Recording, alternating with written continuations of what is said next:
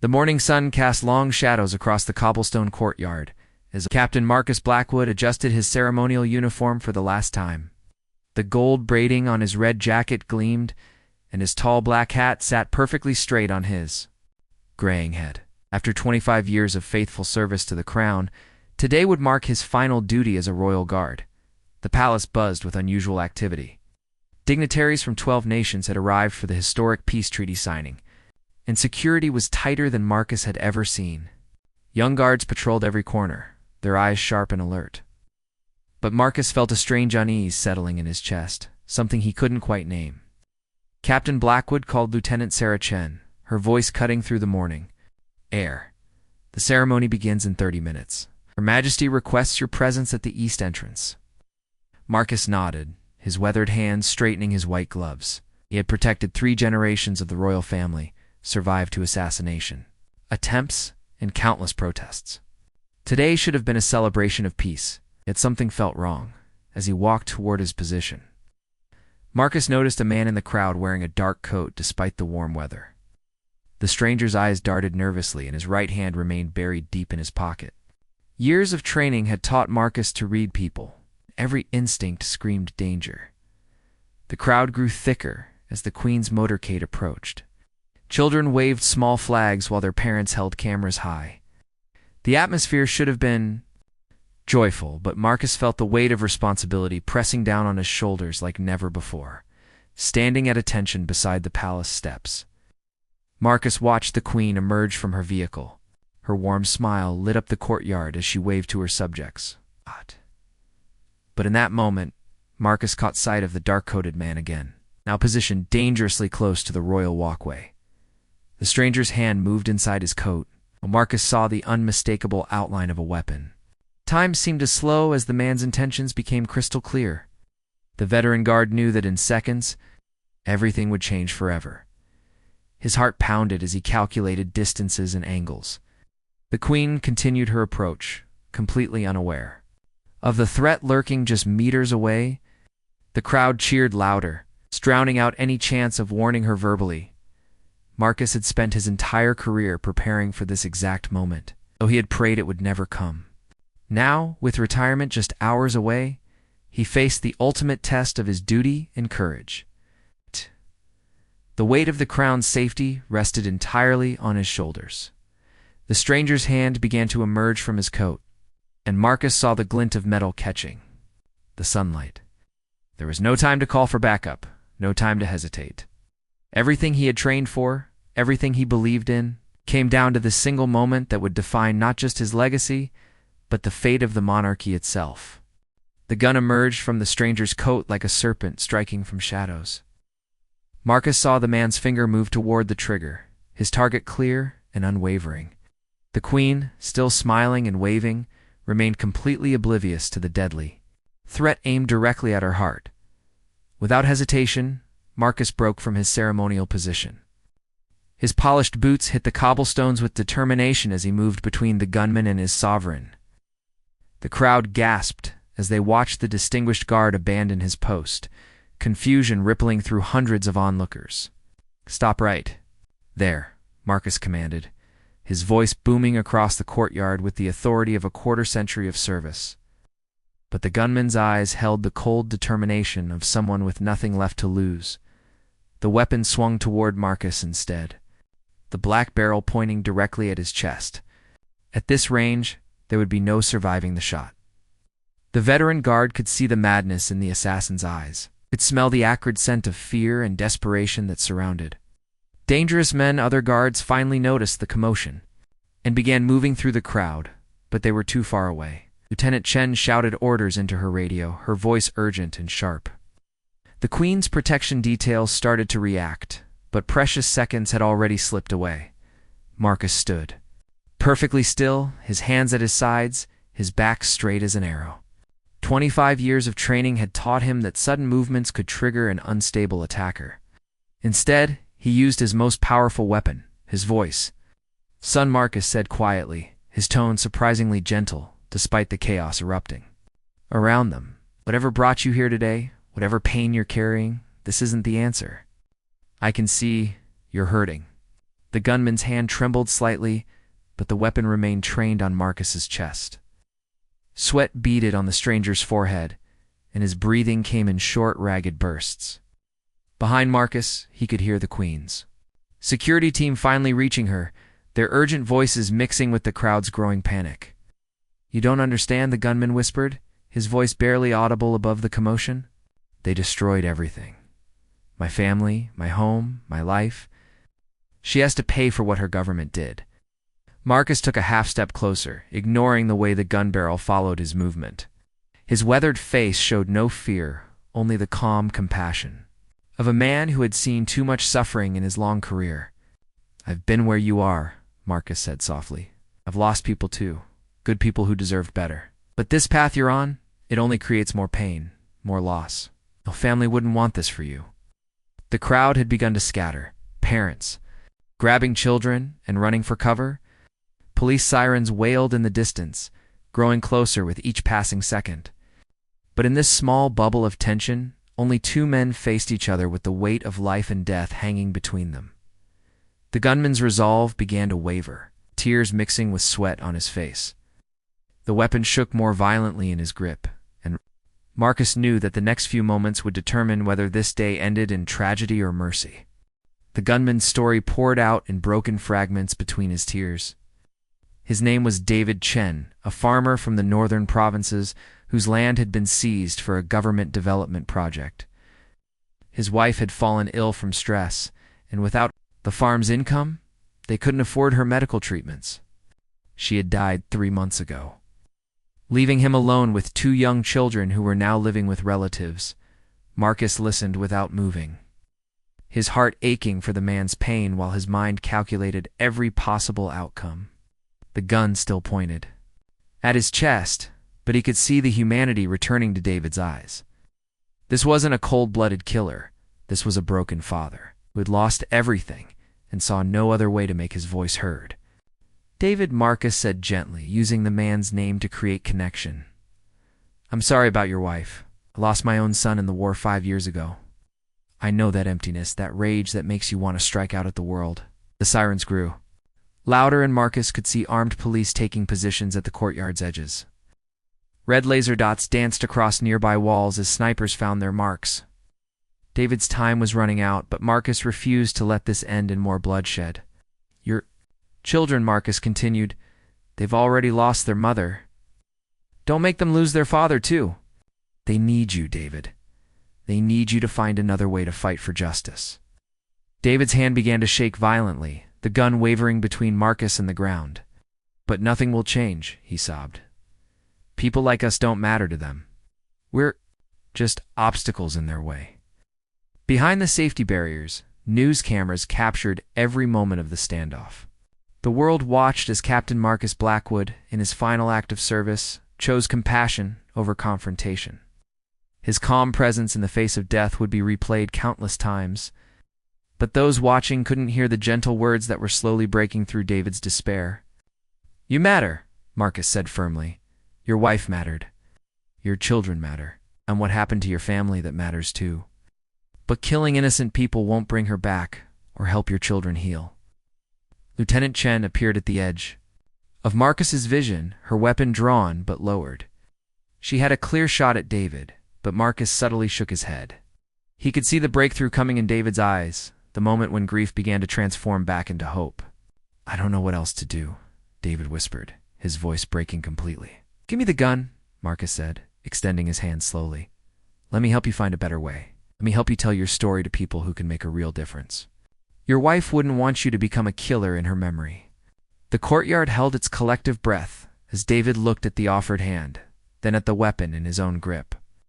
Police sharpshooters maintained their positions, ready to act if the situation turned violent. But Marcus stood unmoving, his weathered face showing nothing but patience and understanding. Slowly, very slowly, David's grip on the gun began to loosen. The weapon that had threatened to end 2 lives and shatter a nation's peace started its journey toward Marcus's steady hand. The gun changed hands with surprising gentleness, David placing it in Marcus's palm like a sacred trust rather than a weapon of destruction. The moment the cold metal left David's grip, his legs gave out, and he collapsed to his knees on the ancient cobblestones, sobbing uncontrollably. Marcus immediately secured the weapon, ejecting the magazine and clearing the chamber with practiced efficiency. Only then did he kneel beside the broken farmer, placing a comforting hand on David's shaking shoulder. The crowd, which had been holding its breath, erupted in a mixture of cheers and gasps. Police moved in quickly but carefully, following Marcus's lead and treating David with dignity rather than aggression. Lieutenant Chen coordinated the arrest. While medical personnel checked both men for injuries, the Queen, now safely behind bulletproof barriers, watched the scene unfold with tears in her eyes. "You did good, David," Marcus said quietly as the handcuffs were applied. "Your children will be proud that their father chose to step back from the edge. That takes more courage than pulling a trigger ever could." As David was led away, he turned back to Marcus with desperate eyes. "Will you really help me tell my story? Will anyone listen?" "You have my word," Marcus replied solemnly. "Your wife's memory deserves justice through truth, not violence." The peace treaty ceremony was postponed, but something far more significant had occurred in that courtyard. News of the incident spread rapidly. Rather than focusing on the failed assassination attempt, media outlets found themselves drawn to the extraordinary display of compassion and courage shown by the retiring royal guard. Within hours, David Chen's story began to emerge in detail.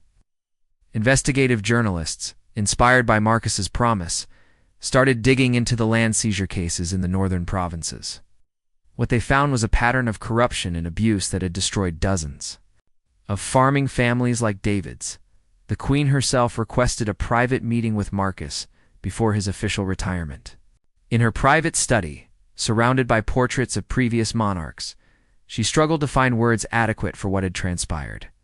"Captain Blackwood," she began, her voice thick with emotion. 50 years of public service, I have never witnessed such extraordinary courage and wisdom. You didn't just save my life today, you saved that man's soul." Marcus stood at attention, his uniform still immaculate despite the morning's chaos. "Your Majesty, every subject deserves to be heard, even those who have lost their way." "David, Chen wasn't evil. He was just drowning in grief and desperation." The Queen nodded, wiping a tear from her eye. "Because of your actions today, we're launching a full investigation into the land seizure program.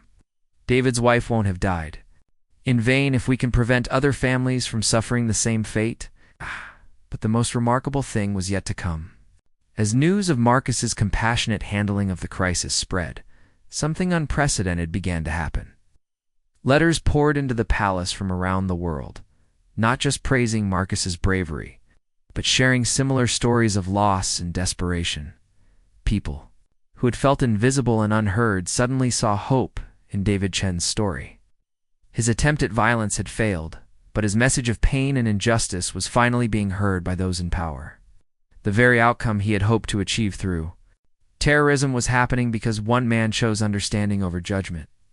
3 months after the incident, Marcus found himself in an unfamiliar role. Instead of retiring quietly to his cottage in the countryside, he had become an unexpected advocate for social justice. The government had appointed him as special advisor on civil grievances, a newly created position that gave him authority to investigate cases where citizens felt wronged by bureaucratic systems. His first case was naturally David Chen's situation.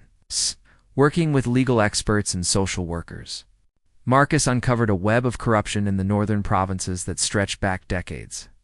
Local officials had been seizing valuable farmland under false pretenses, selling it to developers and pocketing enormous profits, while families like David's lost everything. David himself had been sentenced to community service rather than prison, thanks largely to Marcus's testimony about his mental state and the circumstances that drove him to desperation.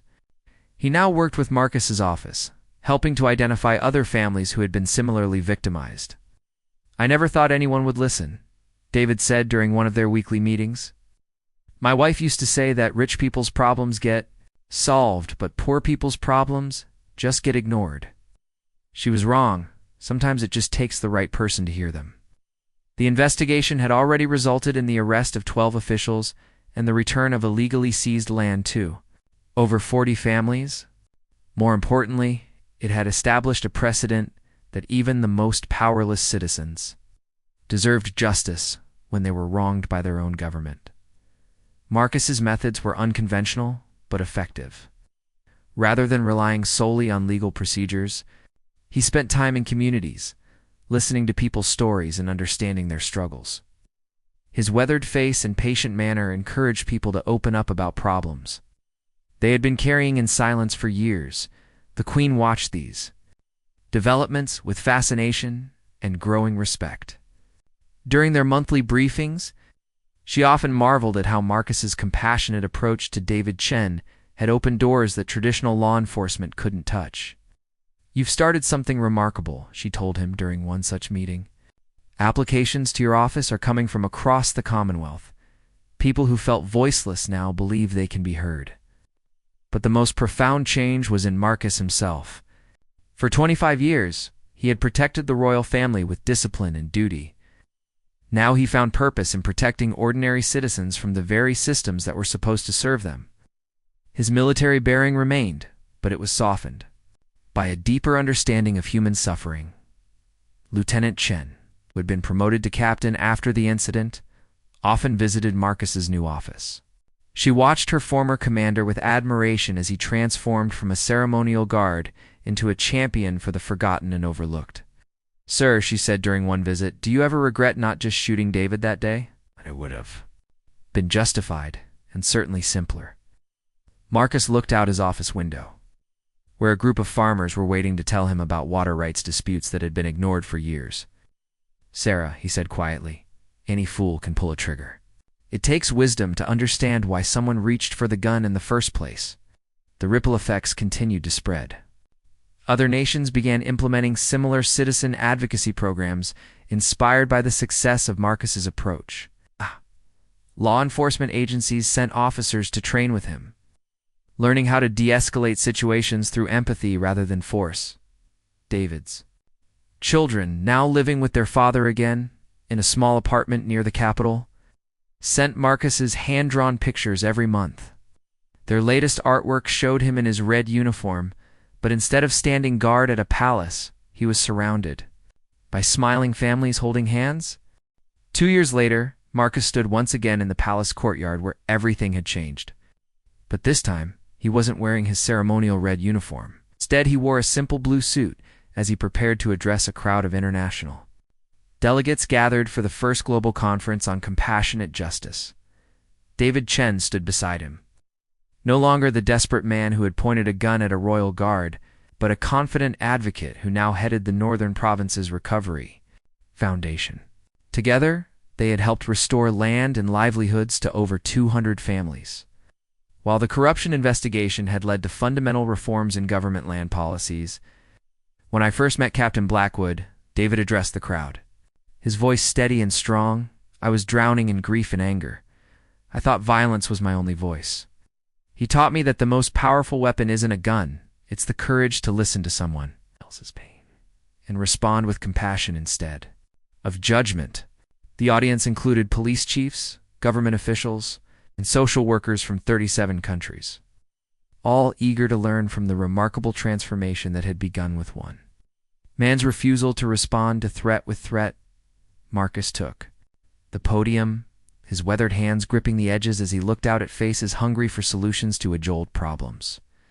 "Ladies and gentlemen," he began, "I spent 25 years learning how to protect people from danger.